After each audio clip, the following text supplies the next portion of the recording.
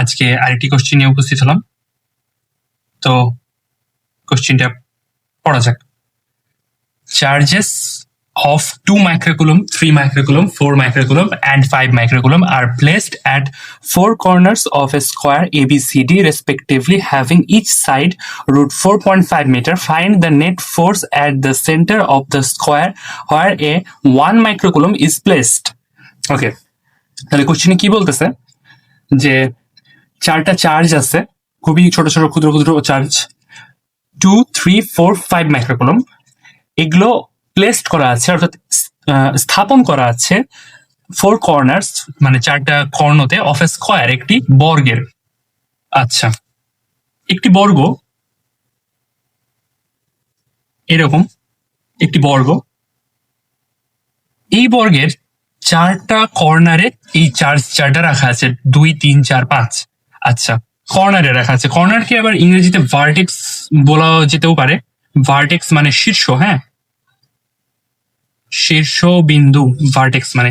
এই ভার্টেক্সটা তোমরা কোনিক্স চ্যাপ্টারে পাবা। প্যারাবোলার ভার্টেক্স থাকে, হাইপারবোলা, তারপরে ইলিপস, এগুলোর ভার্টেক্স থাকে, অর্থাৎ শীর্ষবিন্দু থাকে। সরি, ইলিপস এন্ড হাইপারবোলা থাকে না, শুধু প্যারাবোলার ভার্টেক্স থাকে। প্যারাবোলার ভার্টেক্স থাকে। আচ্ছা, আবার যে কোনো রেক্ট্যাঙ্গুলার, অর্থাৎ আয়তক্ষেত্র বা স্কোয়ার, বর্গক্ষেত্র, এগুলোর ভার্টেক্স থাকে, যেগুলোকে কর্ণ বলা হয়। আচ্ছা, তো এখানে বলা হচ্ছে যে এই বর্গের চারটা কর্ণে চারটা চার্জ আছে। কিভাবে আছে? ABCD তে রেসপেক্টিভলি মানে কি? যথাক্রমে, অর্থাৎ 2, 3, 4, 5 এই চারটা চার্জ যথাক্রমে আসছে। মানে তুমি যেখান থেকে শুরু করো, 2 কে আগে দিবা, তারপরে 3 কে দিবা, তারপরে 4, তারপরে 5 কে দিবা। আচ্ছা, তো আমাদের মেন প্রবলেমটা হয় যে আমরা একটা স্কোয়ারের কোথায় ABCD বসাবো, এটা নিয়ে একটু সমস্যা দেখা দিতেই পারে অনেকের মধ্যে। যারা জানেন তারা ভালো, অবশ্যই ভালো। তো দেখেন যে ABCD কে আমরা কিভাবে স্থাপন করব। যে কোনো একটা রেক্ট্যাঙ্গুলার বা স্কোয়ারের ক্ষেত্রে ABCD কে আপনার স্থাপন করার নিয়মটা হলো হয় ক্লকওয়াইজ অথবা অ্যান্টি ক্লকওয়াইজ। আচ্ছা, প্লাস মাইনাস না দেই, অ্যান্টি ক্লকওয়াইজ, প্লাস মাইনাস এমনি দিলাম আর কি। তো হয় ক্লকওয়াইজ অথবা অ্যান্টি ক্লকওয়াইজ। এটা ক্লকওয়াইজ, এটা অ্যান্টি ক্লকওয়াইজ। আচ্ছা, ক্লকওয়াইজ এবং অ্যান্টি ক্লকওয়াইজ মানে কি? ক্লকওয়াইজ হলো ঘড়ির কাঁটার দিকে এবং অ্যান্টি ক্লকওয়াইজ হলো ঘড়ির কাঁটার বিপরীতে। অর্থাৎ আপনি ধরেন যে কোনো একটা জায়গাতে এটা স্থাপন করলেন, যে কোনো একটা জায়গাতে যেখানে আপনি এ স্থাপন করবেন, তার ক্লকওয়াইজ আপনি বি যাবেন, সি যাবেন, ডি যাবেন, এরকম ভাবে। তো সেটুসে আমি এখান থেকে এ স্থাপন করা শুরু করলাম, তো এখানে এ বসবে। তাহলে যদি আপনি অ্যান্টি ক্লকওয়াইজ নেন তাহলে এ দিকে যাবে, আর ক্লকওয়াইজ নিলে এ এখানে দিলে বি এখানে দিবেন, সি এখানে দিবেন, ডি এখানে দিবেন। আর অ্যান্টি ক্লকওয়াইজ দিলে এ এখানে ধরেন আমি অ্যান্টি ক্লকওয়াইজ বি এখানে, সি এইখানে, ডি এখানে। এইভাবে করে ABCD গুলো স্থাপন করতে হয় যে কোনো স্কোয়ার বা রেক্ট্যাঙ্গুলারের ক্ষেত্রে। আর ত্রিভুজের ক্ষেত্রে খুব একটা সমস্যা হয় না, কিন্তু এইটার ক্ষেত্রে হয়ে থাকতে পারে। তাহলে এইখানে ABCD তে কিভাবে চার্জ আছে? আগে এ তে 2 কুলম্ব, তারপরে এ তে 2 মাইক্রোকুলম্ব, বি তে 3 মাইক্রোকুলম্ব, সি তে 4 মাইক্রোকুলম্ব, ডি তে 5 মাইক্রোকুলম্ব। তাহলে এখানে 2, এখানে 3, এখানে 4, এখানে 5, এরকম ভাবে চার্জ আছে।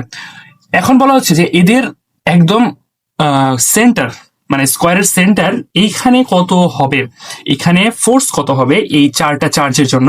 এখানে আছে 1 মাইক্রোকুলম্বের একটা চার্জ। এই চারটা চার্জ এর জন্য এখানে ফোর্স কত হবে দেখেন।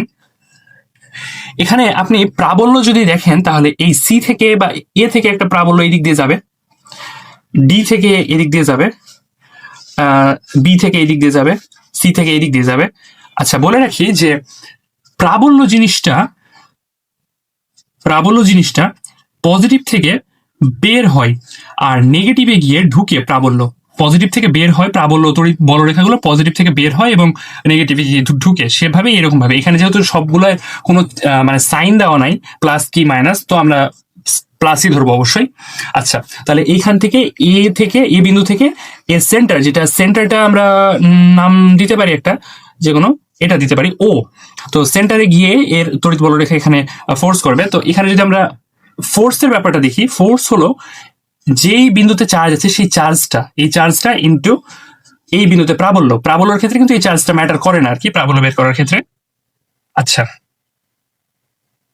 প্রাবল্য এই বিন্দুতে যদি প্রাবল্য বের করতে বলতো তাহলে কিন্তু 1 মাইক্রোকুলম্ব চার্জ আমাদের না উল্লেখ করলে হতো। কিন্তু যেহেতু আমাদেরকে বলছে ফোর্স বের করতে সেক্ষেত্রে চার্জ লাগবে এই বিন্দুতে। আর বলা হচ্ছে যে এই স্কোয়ারের প্রত্যেকটা সাইড হলো 4.5 মিটার। একটা স্কোয়ারের প্রত্যেকটা সাইড সমান হয় এবং সেটা 4.5 মিটার মেনশন করা আছে। তাহলে আমাদের এই যে এই পার্টটুকুর যে কোনো একটা এই পার্টটুকুর আমরা কি বের করব, পরিমাণটা বের করব। তো এটা বিভিন্ন ভাবে করা যায় আর কি। তো আমি এখানে সব থেকে সহজ আমাদের যেটা সেটা পিথাগোরাস মারবো আমি এখানে। পিথাগোরাসটা আমাদের সব থেকে সহজ আর কি। দেখেন আমাদের এই লেন্থটুকু লাগবে আমাদের, তাই না? দেখেন এইটুকু দেওয়া আছে 4.5, √4.5। তাহলে এটার অর্ধেক কি হবে? এই যে এই ডিস্টেন্সটুকু কি হবে? এই ডিস্টেন্সটুকু, এই অর্ধেকটুকু, এই অর্ধেকটুকু হবে এই অর্ধেকটুকু হবে √4.5/2, রাইট? এই অর্ধেকটুকু হবে। আর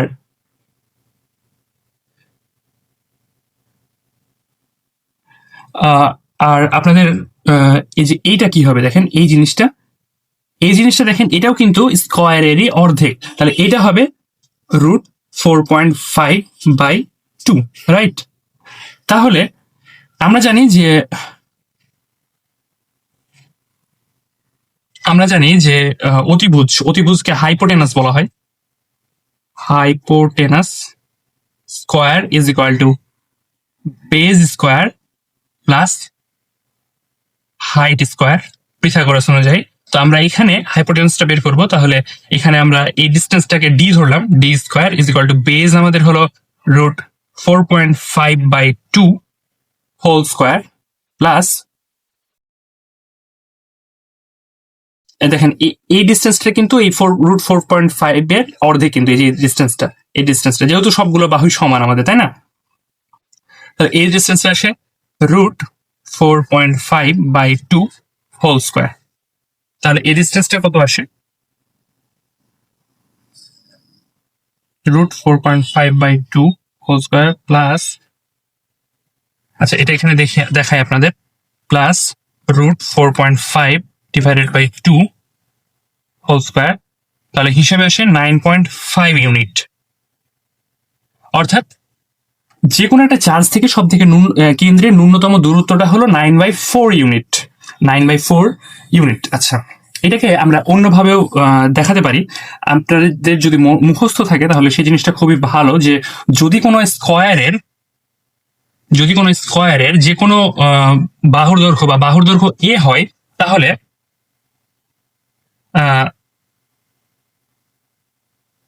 তাহলে তার কর্ণের দৈর্ঘ্য, কর্ণ বা ডায়াগোনাল যেটাকে বলা হয়, ডায়াগোনাল, এটার লেন্থ হলো √2a, অর্থাৎ √2a। তার মানে এখানে ডায়াগোনালটার লেন্থ কত হবে? √2 ইন্টু √4.5।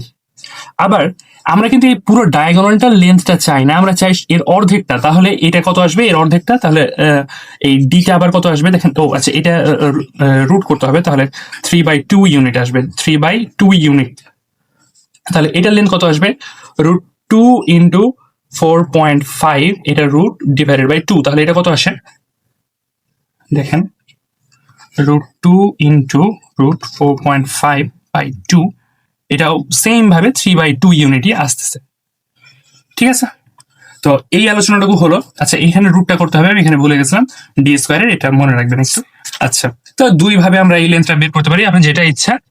আমি প্রিফার করবো স্কোয়ারের কর্ণের সূত্রটা মনে রাখা, খুব ইজি একটা বিষয়। স্কোয়ারের ক্ষেত্রে √2a, এবং আপনি যদি কোনো রেক্ট্যাঙ্গুলার কর্ণ বের করেন, রেক্ট্যাঙ্গুলার বা আয়তক্ষেত্রের কর্ণ বের করেন, তাহলে √a²b², যেখানে a এবং b হলো যথাক্রমে আয়তক্ষেত্রের বাহুদ্বয়ের দৈর্ঘ্য। আচ্ছা, তারপরের পজিশনে আমরা আসি। তারপরে আমাদের কি হাতে আসছে দেখি, যে আমাদের কাছে একটা স্কোয়ার ছিল, সরি এটা রেক্ট্যাঙ্গুলার হয়ে গেল, স্কোয়ার ধরেন, এটা একটা স্কোয়ারই ছিল। এখানে 2 ছিল, 3 ছিল, 4 ছিল, 5 ছিল, সবগুলো মাইক্রোকুলম্বে। এখানে 1 ছিল, এবং এইখান থেকে এটার দূরত্ব ছিল কত? 3/2 পাইছিলাম আমরা। তার মানে সবগুলো থেকে 3/2, এখান থেকেও 3/2, এখান থেকেও 3/2, এখান থেকেও 3/2। ওকে, তাহলে এখানে 1 মাইক্রোকুলম্বের একটা চার্জ আছে। তো প্রাবল্যগুলো দেখি, যে এই 2 থেকে 3/2। আচ্ছা, প্রাবল্য নির্ণয়ের যে সূত্রটা সেটা আমরা জানি, যে KQ/D²। ঠিক আছে, এই কিউটা কার জন্য? এই কিউটা হলো যার প্রাবল্য যার প্রাবল্য, তড়িৎ প্রাবল্য বলরেখা যার, তার জন্য। তো এখানে দেখেন এইটার ক্ষেত্রে যেটা হবে সেটা হলো 2k/d এর ভ্যালু হলো 3/2, তার মানে 9/4। আবার এটার ক্ষেত্রে দেখেন এইদিকে আসবে, এটার ক্ষেত্রে আসবে কত, 4k/9/4। এটার ক্ষেত্রে কত আসবে, 5k/9/4। আচ্ছা, এটার ক্ষেত্রে 3k/9/4। ওকে, তো দেখেন এইটা আপনারা খুব ইজিলি, আমি একটা ট্রিক বলি, সেটা হলো যে এইদিকে আপনার আসতেছে কত, 2, এইদিকে আপনার আসতেছে কত, 4। দেখেন একটা ভেক্টরের মতো চিহ্ন দেখাচ্ছে। তো এইখানে বড়টা থেকে আপনি ছোটটা বাদ দিবেন। কিভাবে? খুব ইজিলি বাদ দিবেন, এইখান থেকে এরকম ভাবে যাবে। তাহলে 4 থেকে 2 বাদ দিলে যে আচ্ছা এদিকে যাবে না, যেহেতু বড়টা যেদিকে আছে সেই দিকে বলরেখা হবে, সরি বড়টা আছে এইদিকে, তাহলে 4 এর এইদিকে হবে। তাহলে এদিকে আলটিমেটলি থাকে 2k/9/4। ওকে, আবার এটার ক্ষেত্রে দেখেন এইদিকে আসছে 4, এদিকে আসছে 3, তাহলে কাটাকাটি করলে 5 আর 3 কাটাকাটি করলে আমাদের মোটামুটি এদিক থেকে আসে, এদিক থেকেও আসে 2k/9/4। ঠিক আছে, ওকে। তাহলে তারপরে দেখেন আমাদের এইখানে এইদিকে ছিল 2k/9/4, এইদিকে ছিল 2k/9/4। আচ্ছা, এবার আমরা সিম্পল ভেক্টর ক্যালকুলেশন করব। এদের মধ্যে অ্যাঙ্গেল জানেন যে এটা, আপনারা মনে আছে কিনা যে এটা একটা বর্গের কর্ণ ছিল, এটা কিন্তু বর্গের কর্ণ ছিল। তো এদের মধ্যে বর্গের কর্ণগুলোর যে ছেদবিন্দু, সেইখানে যে কর্ণগুলোর ছেদবিন্দু, সেখানে কোণ তৈরি হয় 90 ডিগ্রি। তাহলে এটা যদি আমরা ভেক্টর ফরম্যাটে ক্যালকুলেশন করি, তাহলে আমাদের প্রাবল্য আসতেছে √, আচ্ছা √, আসতেছে 2। আচ্ছা, আমরা এত বড় নিয়মে করবো না, আর একটু ছোট করি। এমনি অনেকগুলো ছোট করলাম, আর একটু ছোট করি দেখি। আপনারা জানেন যে দুটি সমমানের ভেক্টর কাজ করতেছে, তাহলে তাদের লব্ধি কত হবে? যে কোনো একটা লব্ধি ধরেন আপনি, যে 2p cos α/2। আচ্ছা, আমি বোঝাচ্ছি এটা কি। p হলো সমমানের ভেক্টর যেহেতু, তাহলে যে কোনো একটার মান p, এবং cos α/2 মানে কি, আলফা হলো ভেক্টর দ্বয়ের মধ্যবর্তী কোণ, ভেক্টর দ্বয়ের মধ্যবর্তী কোণ।